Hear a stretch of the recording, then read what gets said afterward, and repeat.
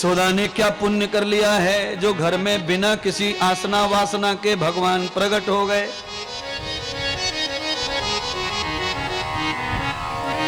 यशोदा और नंद के पास में जो गुण है वो बहुत कम महिला और पुरुषों के पास होता है। यशोदा के पास क्या गुण है वो सुनिए। दीयताम यशो कृत्यम स्त्रीणाम सर्वेशो।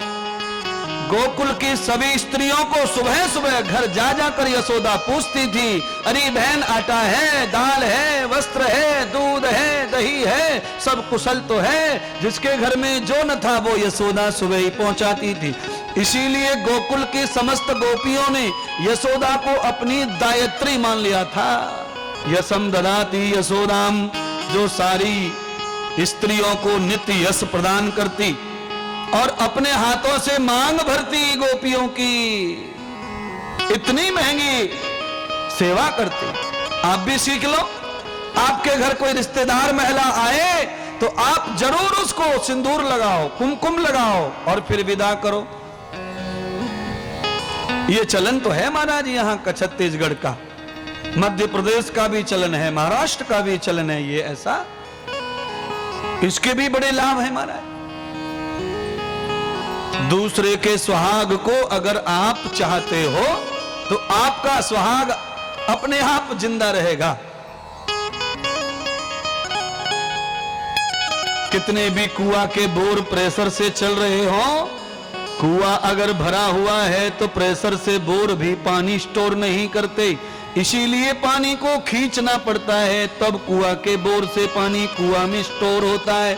जो ठाकुर जी ने तुम्हें धन दौलत वैभव सुख दिया है उसे जमा करोगे तो वो नष्ट हो जाएगा, बढ़ने वाला नहीं है। और उसे चलाओगे, चाल चलाओगे तो जो स्टोर है वो आगे बढ़ेगा, सुख देगा।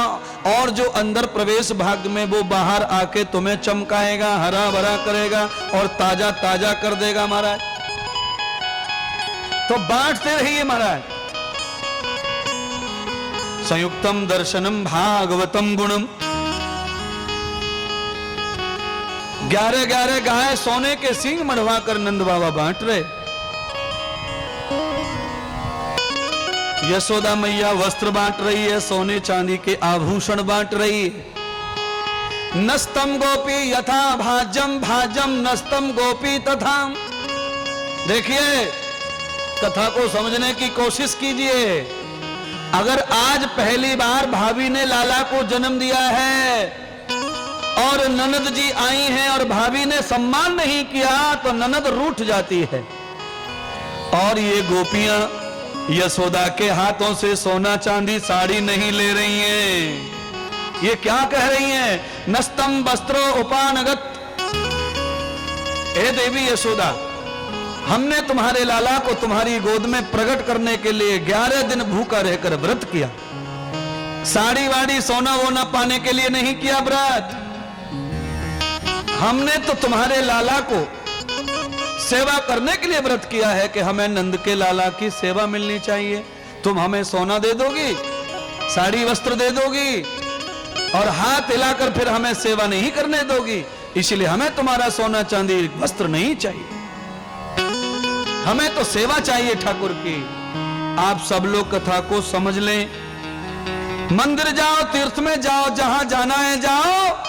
भगवान की सेवा अर्चना पूजा करते समय वस्त्र और पदार्थ भगवान से डिमांड मत करो, मांगो मत। हे ठाकुर जी, आज हम दूध चढ़ा रहे हैं, कल हमें घी चढ़ाने का मौका प्रदान करो। कल घी चढ़ गया, फिर दही चढ़ाने का अवसर प्रदान करो। सब कुछ चढ़ गया, फिर बाद में तन मन भी चढ़ाने का अवसर प्रदान करो। ये पदार्थ तो क्षण भंगुर हैं, ये वस्तु तो पुरानी हो जाती हैं, इनको हमें नहीं प्रदान करो। आप देखिए, कपड़ा चाहिए अंग ढकने के लिए, भोजन चाहिए स्वास्थ्य के लिए, रुपया चाहिए संसार में चलन के लिए, पर ये जरूरत तो है पर आवश्यक नहीं है।